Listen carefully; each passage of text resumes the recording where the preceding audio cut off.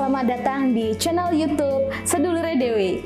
Kali ini kami akan membahas seputar mitos dan fakta tentang pinjaman online.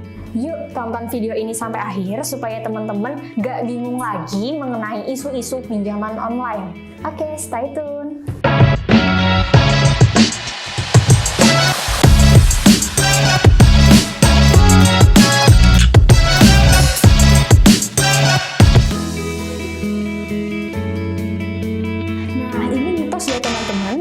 Ditegaskan oleh staf khusus Menteri Ketenagakerjaan yaitu Ibu Dita Indahsari bahwa tidak ada aturan menjadikan skor kredit pinjaman online sebagai syarat kelulusan untuk masuk kerja, dan belum ada regulasi juga Kemenaker tentang utang pribadi seseorang untuk mencari kerja.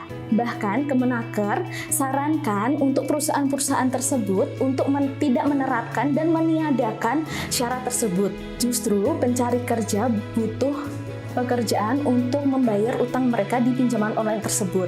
Jadi itu mitos ya teman-teman. Oleh karena itu yang lagi cari kerja nih, jangan khawatir lagi ya.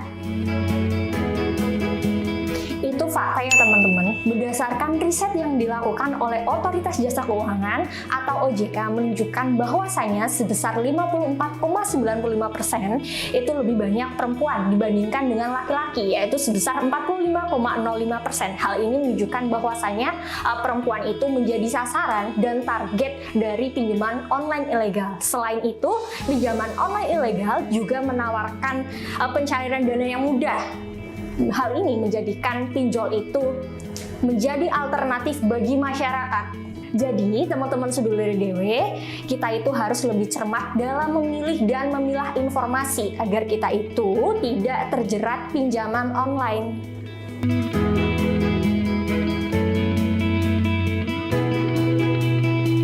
Nah, ini fakta ya teman-teman. Jadi teman-teman bisa cari ratusan aplikasi pinjaman online ilegal itu di Play Store ataupun di App Store.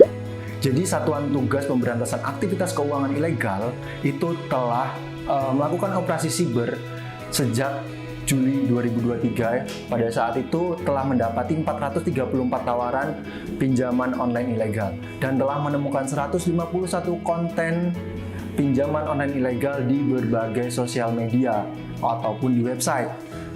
Dari 2017 hingga 2023 Juli kemarin, itu ada 6.894 entitas yang sudah dihentikan. Jadi memang sangat banyak ya teman-teman. Nah, banyak banget kan? Jadi teman-teman harus lebih jeli lagi untuk membedakan mana yang legal dan mana yang ilegal. Dan teman-teman juga harus lebih teliti dalam membaca informasi yang akan diterima sama teman-teman, itu harus dari sumber-sumber yang valid, yang jelas, bukan hanya ya sekedar membuat blog seperti itu. Jadi lebih jeli lagi ya untuk menggunakan pinjaman online.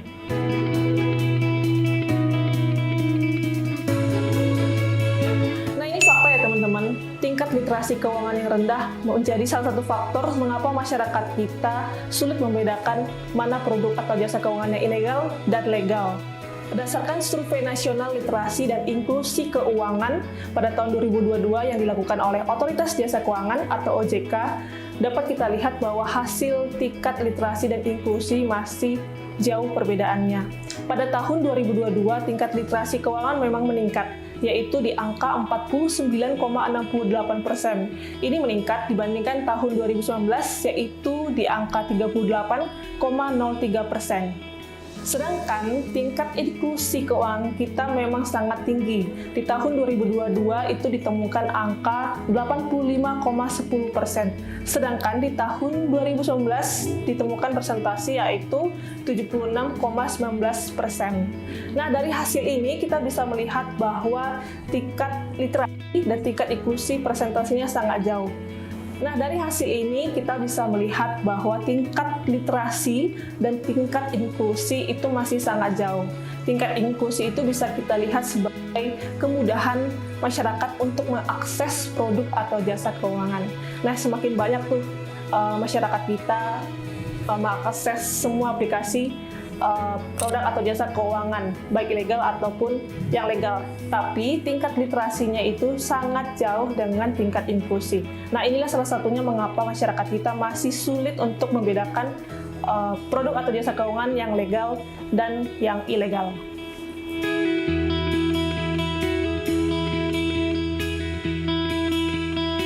Ini mitos ya teman-teman. Slik hanya berpengaruh kepada kredit bank ataupun lembaga keuangan lainnya. Dan konsekuensinya, kita akan di blacklist jika kita tidak membayar hutang. Dan kita pun akan kesulitan untuk mengambil KPR atau mengambil kredit kendaraan. Dan Slik sama sekali tidak berpengaruh kepada BPJS, dan kita masih tetap bisa untuk mengklaim BPJS.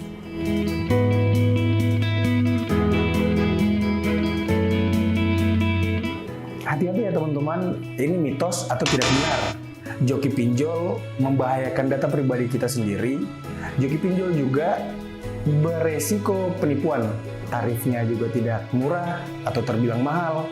Sedangkan teman-teman sendiri mengalami kesulitan dalam finansial. Teman-teman perlu mengabaikan saja tawaran joki pinjol karena lebih baik menjaga data pribadi kita sendiri.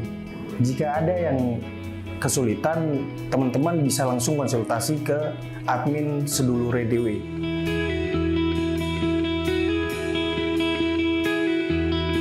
Itu mitos ya teman-teman, karena KTP orang lain tidak bisa digunakan untuk melakukan pengajuan pinjaman online. Kenapa? Alasannya ada 3. Pertama, foto KTP harus diambil secara langsung dan tidak boleh diambil di galeri handphone.